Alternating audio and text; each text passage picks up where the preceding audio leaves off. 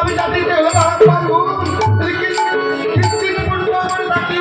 সেই পুণ্যের ফলে তোমার আশীর্বাদ করছি বাবু। সিঁড়ি করি আশীর্বাদ, আমার আশীর্বাদে ফলে তোমার আমি করো ফিরে আসার সময় মধ্যমধ্য গরিব ব্রাহ্মণ বাবা তুমি ঘরে কি মা মনসার পুজো করবে? দেখি মা, আমি অনেক দেবীর পুজো করেছি, নতুন দেবী মা, এই এক নতুন দেবী এসেছে এই ধারা, এই নতুন পুজো পেলে সন্তুষ্ট হয়। তুমি যদি 1650 পুজো করতে পারো সেই মনসা দেবী, তোমার অভাব থাকবে না। অন্য দেবতার পুজো দিতে লাগে তাই দেবী, তুমি একখানা কচুর পাতায় নৈবেদ্য দেবে তাকে বেশি।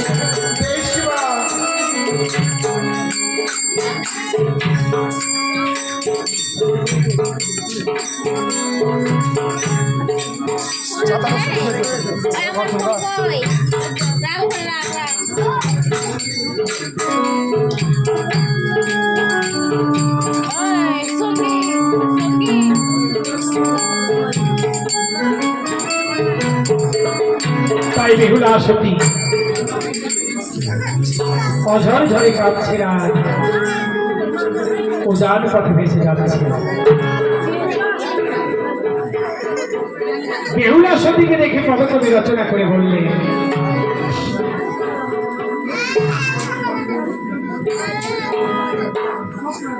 ও কি লিখো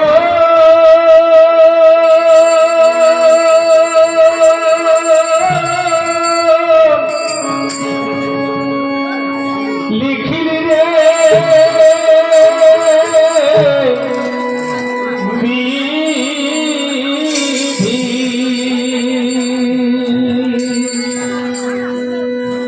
বিধি আমার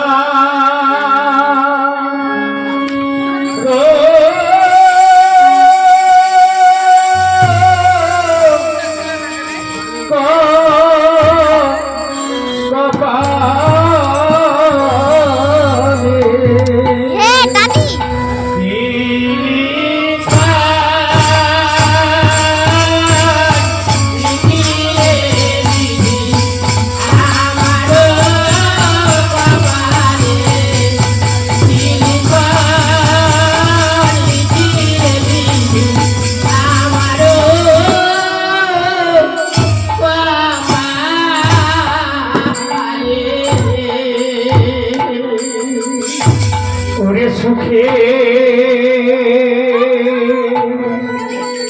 কালিছি ছিল না আমি ধিব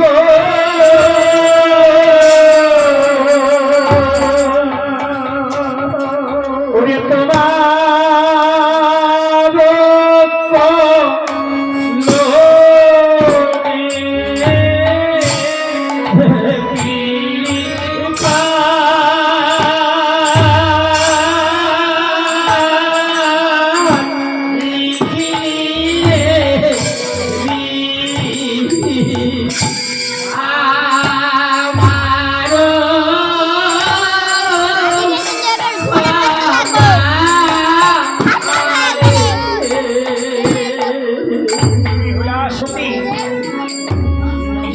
বললেন, হে বিধি, তুমি যখন আমার গলাটি লিখন মানে লিখতে এসেছিলে তখন কি তোমার কলমের সুখেই কালি ছিল না? আমার গলাটি যখন লিখন মানে লিখো ওরে আগি ছিল না কালি গো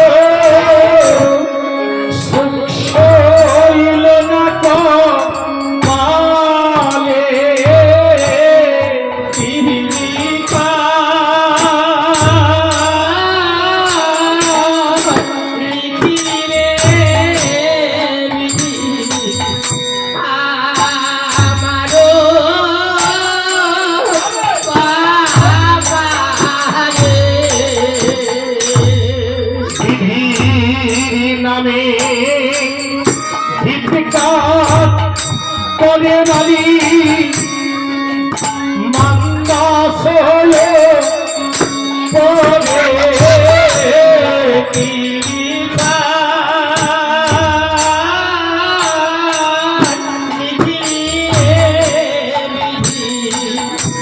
চুপচাপ বস।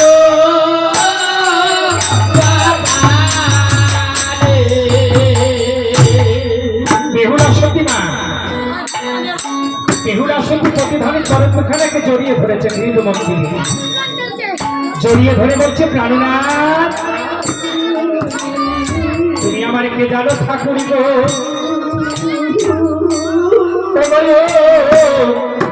তুমি মার খাবি কিন্তু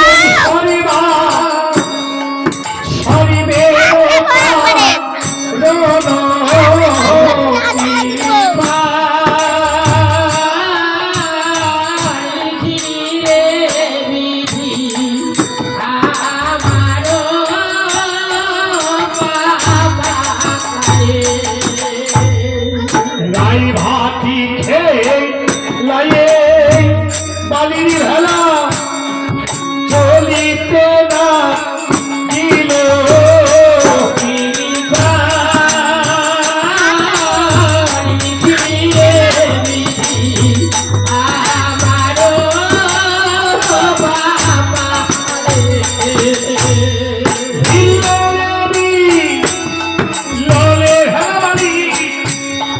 চলে ধীরে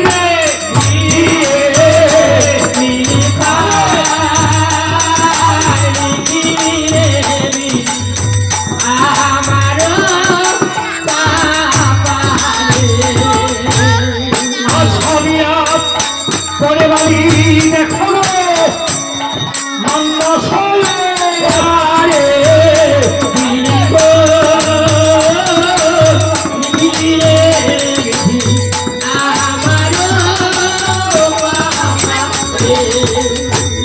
ধীরে ধীরে সতীর ভাই আমার পূজনে চলিল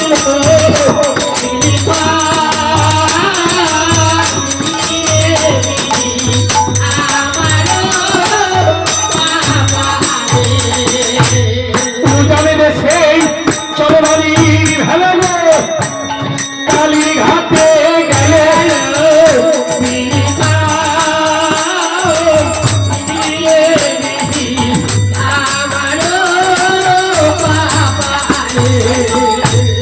একেবারে দেখাইলাম একেবারে চলো বাড়ি পূজানো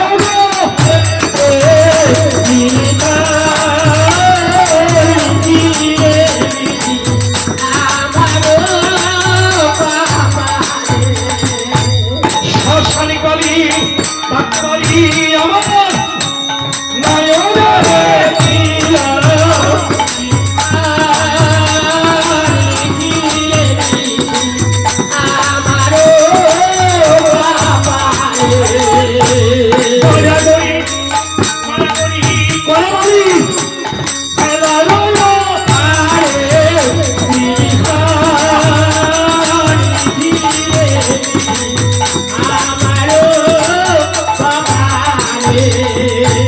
কত দূরে হইতে বাড়িব গেল কত দূরে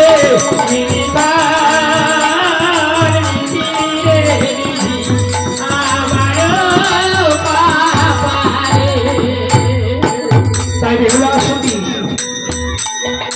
শ্মশান কালীর বাটিতে উপস্থিত হলেন তাই শ্মশান কালীর ঘাটে বেহুলা সতী আপনাদের কাছে যাবেন এরপরে দেখবেন আমাদের শ্মশান কালী ও শোক শিব জীবন নিমিত্ত তাই বেহুলা সতী শ্মশান কালীর বাটে অনুরোধ করছি না শ্মশান কালী আসছে তাই সবাই একবার আপনাদের কাছে গিয়ে যে যেমন পারবেন দিদি দেখুন গান তো অনেকক্ষণ আগেই জুড়েছি তুমি চকলেট ডালা খেয়েছ সকাল রঙের একটা বড় ঘাট হলো মালা গাথা আর একটা যেন কি করলাম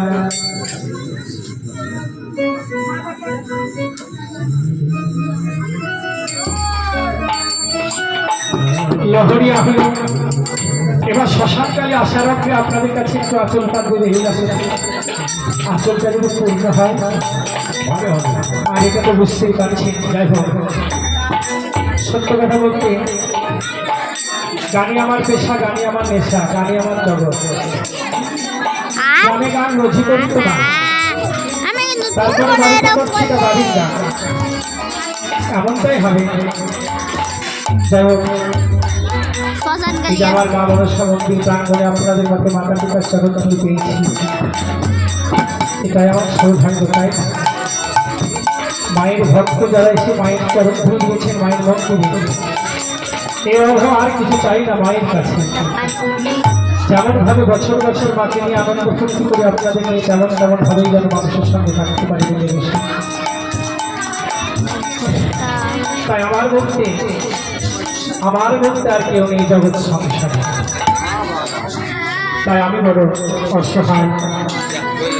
দেখুন এই মামনসা পাতি যে কয়েকজন ছেলে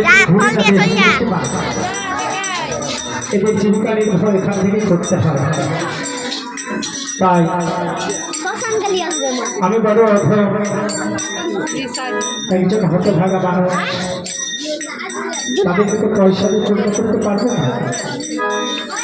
তাই আপনাদের মতো মাতা পিতার কাছ থেকে শিক্ষা দিয়ে তাদের প্রবচনা যদি পারতাম। জগৎ করে গান করি মা দেশে আর বিদেশে বছর ধরে ঘুরে বেড়াম, কিন্তু ইনকাম কিছু করতে পারি না, কিছু হয় না। এবং গানটাকে ভালোবেসে পাগলের মতো মনভাব হয়ে গেছে। ও মা এই গান নিয়ে জন্মান্তর যেন দিদি আমি ব্যবহার করতে পারি। মা গো তাই আপনাদের যে দর্শনের আশীর্বাদে সম্প্রদায়ের ছেলেকে কথা তুলে দিতে পারেন। মা আমার ব্যাগে দাও আর যদি না দিতে পারি তাহলে হয়তো বলবে যে বাইরে গিয়ে আমাদের গায়ের বর্ষা 2000 টাকা ওর বাড়ি গান করতে গেলে ওদের 2 পয়সা পেলাম। আর আমিও বাড়ির গাড়ি যখন পরিষেবা সঠিকভাবে দেই না, কেন না বাড়ির কাজে সব দিকেই রেখে থাকি না। 7 দিনের ঝড় হয়তো থামতে পারি না, কোনো রকমভাবে মানুষের সহি নেই। তাই আপনাদের আশীর্বাদ নিয়ে যাবে এই দশটা ছেলে মুখ ভরিয়ে হতে পারি না, বিদায় দিতে পারি না। আজকে আমার রজনী শেষ, আর আগামীকাল সকালে হবে বিদায় পালা। আগামীকাল সকালে যে বিদায় পালা সকলে আসবেন, সকলের কাছ থেকে বিদায় নেব। কেমন বিদায় জানেন? এই বিদায়ের একটি গান আছে বাংলা। তবে তুমি বলেছিলে ওরে আমার কৃষ্ণ ভক্ত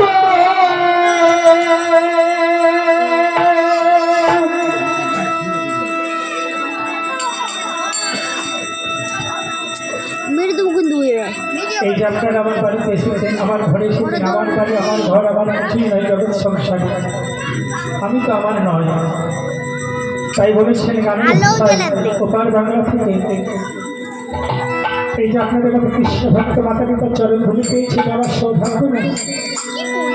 ওরে আমার কৃষ্ণ ভক্ত